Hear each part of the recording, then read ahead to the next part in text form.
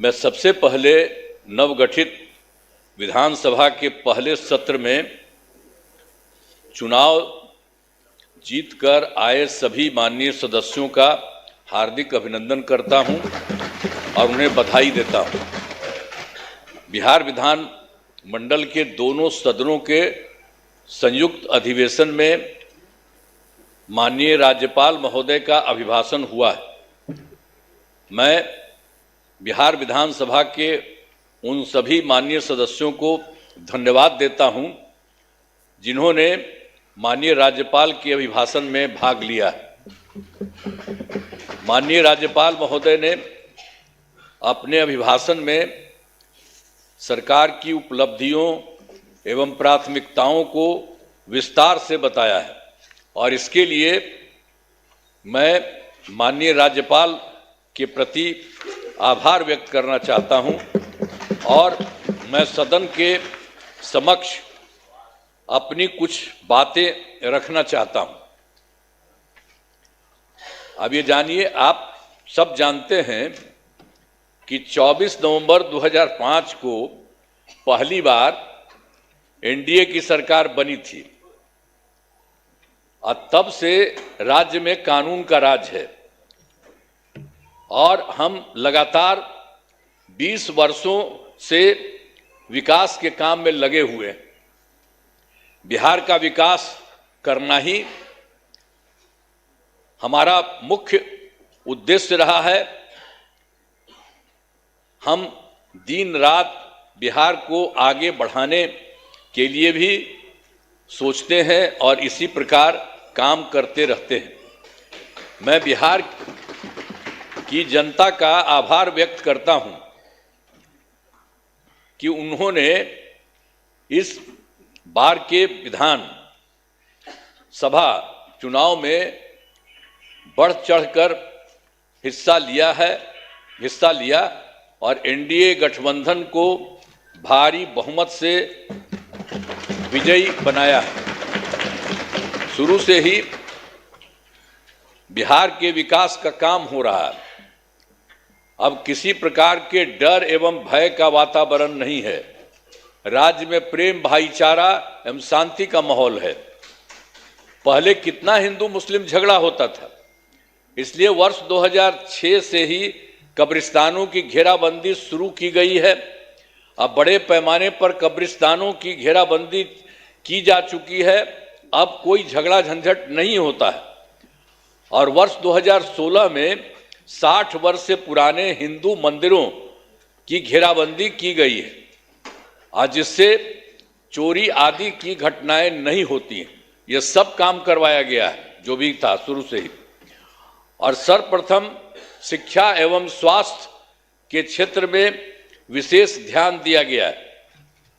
हम लोगों ने बड़ी संख्या में नए स्कूल खोले और नियोजित शिक्षकों की बहाली की। लड़के लड़कियों के लिए पोशाक एवं साइकिल योजना चलाई। बिहार लोक सेवा आयोग द्वारा 2,58,000 सरकारी शिक्षकों की बहाली की गई है और वर्ष 2006 में 3,58,000 नियोजित शिक्षक बने थे, जिसमें से बिहार लोक सेवा आयोग द्वारा 28,976 1976 सरकारी शिक्षक बन गए। और फिर सरकार ने तय किया है कि नियोजित शिक्षकों को बीपीएससी की परीक्षा देने की जरूरत नहीं है और उन्हें मामूली सी परीक्षा लेकर सरकारी शिक्षक बनाया जाए। तो इनके लिए उन्हें 5 मौके तय किए और अब तक 3 परीक्षाओं का आयोजन हो चुका है, जिसमें 2,62,000 नियोजित शिक्षक पास हो गए हैं। अब केवल 77,000 शेष बच गए हैं और उन्हें 2 मौके और दिए जा रहे हैं। अब कुल मिलाकर सरकारी शिक्षकों की संख्या 5,20,000 हो गई है। 5,20,000 हो गई है। स्वास्थ्य सेवाओं में सुधार किया गया है। पहले स्वास्थ्य व्यवस्था बहुत खराब थी। प्राथमिक स्वास्थ्य केंद्रों में इलाज के लिए प्रति माह मात्र 39 मरीज ही आते थे और आते थे, यानी प्रतिदिन 1 या 2 मरीज आते थे। पहले यही होता था। इतना ही बुरा हाल था उस समय का, केंद्र के समय में जो हुआ था। तो उसी को हम लोगों ने आगे किया। वर्ष 2006 से अस्पतालों में मुफ्त दवा और इलाज की पूरी व्यवस्था की गई। अब प्राथमिक स्वास्थ्य केंद्र में हर महीने औसतन 11,600 मरीज आते हैं। पहले मात्र 6 मेडिकल कॉलेज थे, अब जिनकी संख्या अब 12 हो गई है। अब शेष सभी जो है 27 जिलों में नए मेडिकल कॉलेज बनाए जा रहे हैं और इन्हें शीघ्र पूरा कर दिया जाएगा। ये बहुत तेजी से काम हो रहा है, तो सब चीज हो जाएगा, पूरा कर दिया जाएगा। अब पटना मेडिकल कॉलेज अस्पताल को, अब जो हम लोगों ने पहले था उसके लिए कितना अच्छा सब काम किया। तो जो पहले वाला पटना मेडिकल कॉलेज अस्पताल था उसका हम कितना जा करके देखते हैं, कितना घर बनवाया गया है। सब जगह हम बराबरे न जाते रहते हैं। को 5,400 बेड तथा 5 पुराने मेडिकल कॉलेज को 2,500 बेड का किया जा रहा है। अब साथ ही Indira Gandhi institute of medical science तो भी था, तो उसको भी हमने पूरा का पूरा खूब खेल करके किया है। अब उसके लिए भी हम 3,000 बेड का जो है बनाया जा रहा है। तो एक एक तरह से सब जगह का काम किया जा रहा है पहले ही से। और राज्य में सड़कों, पुल पुलियों या निर्माण कराया गया है। राज्य के सुदूर क्षेत्रों में 6 घंटे में पटना पहुंचने के लक्ष्य को वर्ष 2016 में पूरा कर लिया गया। जो हम लोग किए थे सड़क और पुल पुलिया, वो सब बनवाए थे, तो उसी में था। जो दूर से पटना आने में हुआ था 6 घंटे में पटना पहुंचने के लक्ष्य को वर्ष 2016 में पूरा कर लिया गया। अब जो है राज्य में बड़ी संख्या में सड़कों और पुल पुलियों, रेल ओवरब्रिज, बाईपास एवं एलिवेटेड रोड का निर्माण किया गया है, जिससे लगभग 5 घंटे में सबसे दूर वाले क्षेत्र से पटना पहुंचना संभव हो गया है। ये सब काम हो रहा है। इसे और बेहतर करने का प्रयास जारी है।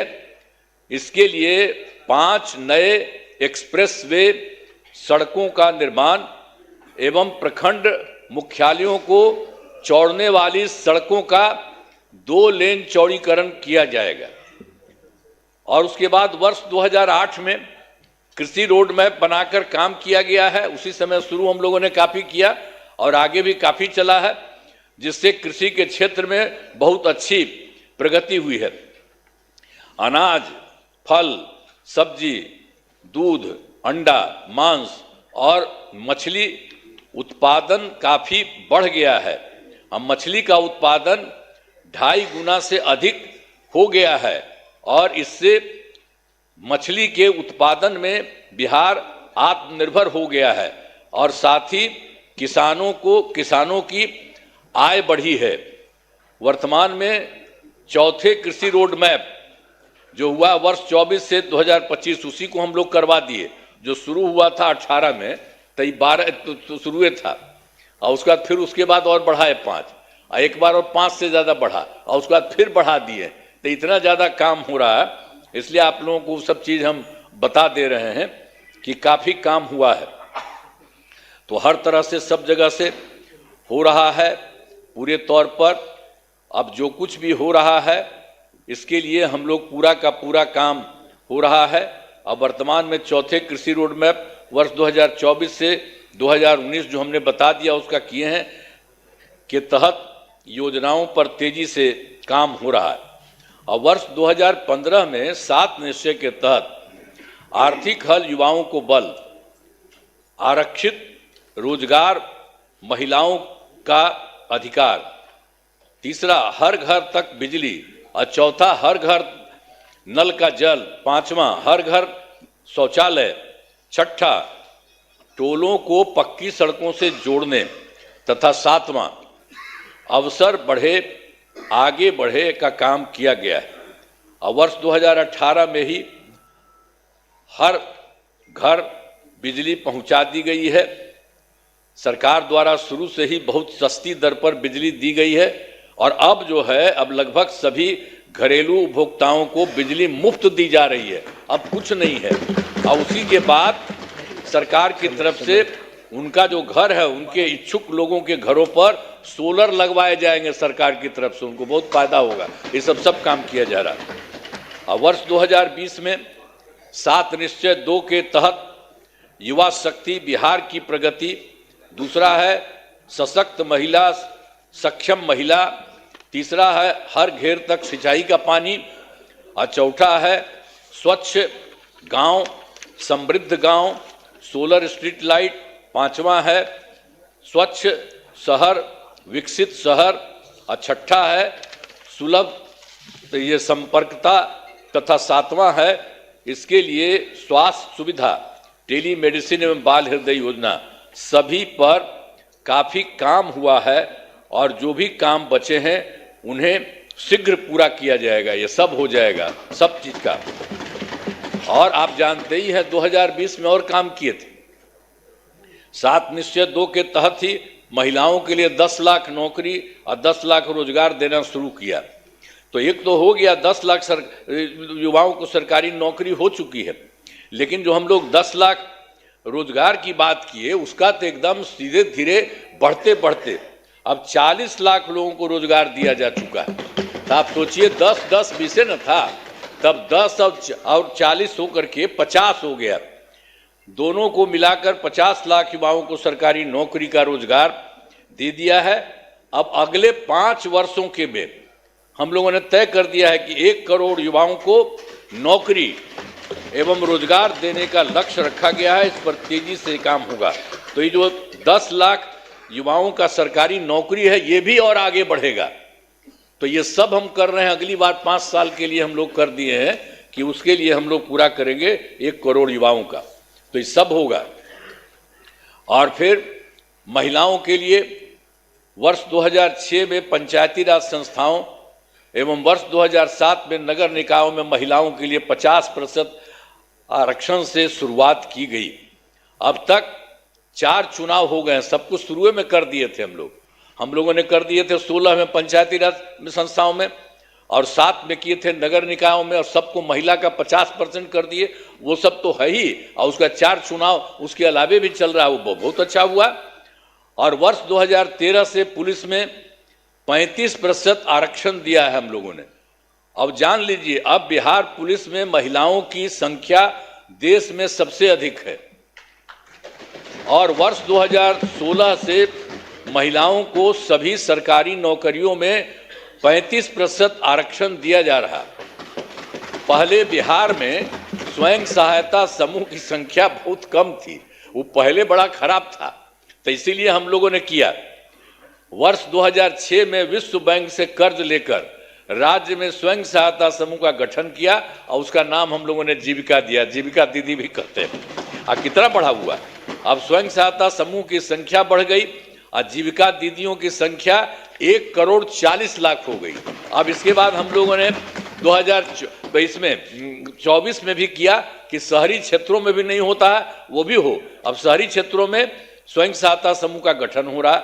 अब जान लीजिए कि इसमें लगभग 4 लाख और 34,000 जीविका दीदियां हैं और इनका गठन लगातार और भी बहुत तेजी से काम हो रहा है शहरी क्षेत्र में भी। तो ये सब काम हो रहा। तो वर्तमान में महिलाओं के रोजगार के लिए एक नई योजना मुख्यमंत्री महिला रोजगार योजना शुरू की गई है, जिसके तहत हर घर की एक महिला को 10,000 रुपये के दर से अब तक 1 करोड़ 56 लाख महिलाओं को एक राशि दी जा चुकी है। फिर से शेष महिलाओं को राशि दे दी जाएगी। अब जिन महिलाओं का रोजगार अच्छा चलेगा उन्हें 2 लाख रुपये तक की सहायता दी जाएगी। ये सब काम करना जा रहा है। सरकार ने शुरू से ही सभी तबकों का विकास किया है, चाहे हिंदू हो, मुस्लिम हो, अपर कास्ट हो, पिछड़ा हो, अति पिछड़ा हो, दलित हो, महादलित हो, सभी के लिए काम किया गया। मुस्लिम समुदाय के लिए भी हमने काफी काम किया।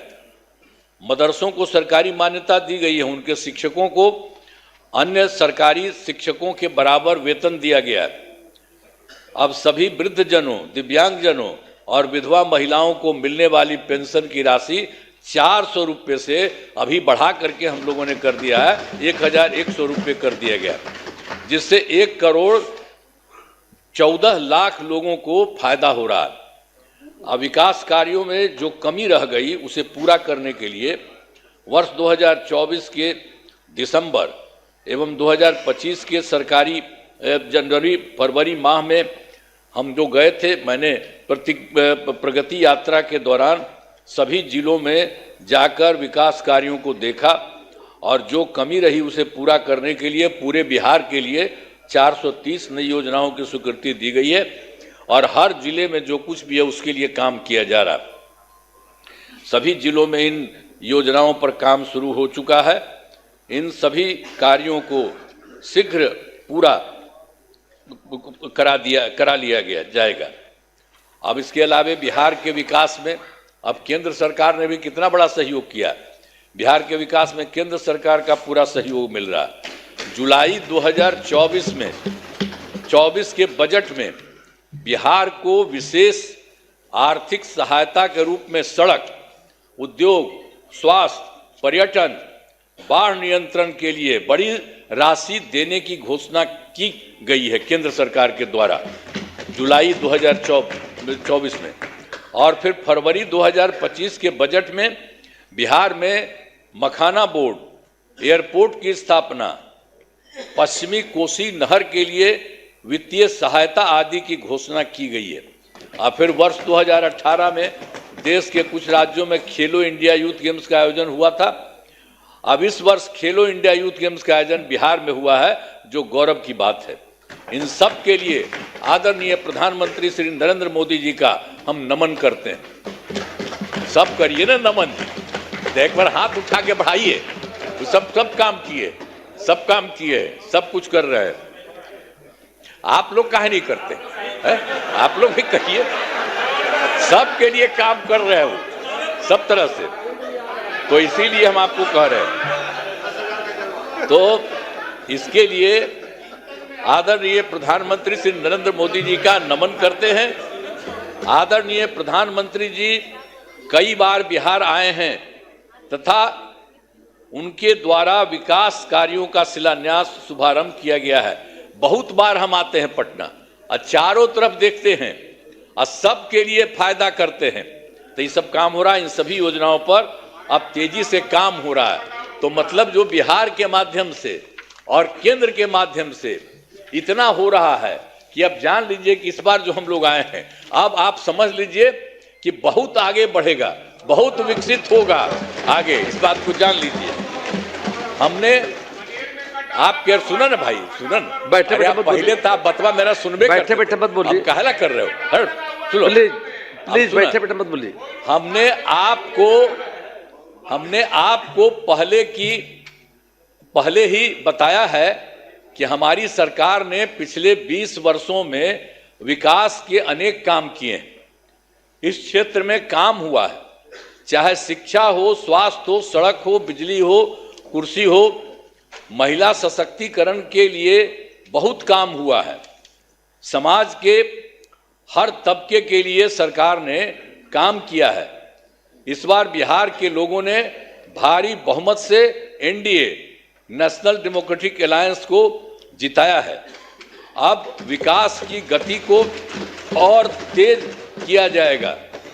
केंद्र सरकार का भी पूरा सहयोग मिल रहा है। आने वाले 5 वर्षों में विकास के अनेक काम किए जाएंगे। हर परिवार की आर्थिक स्थिति को मजबूत किया जाएगा। इसी बार के बारे में जान लीजिए।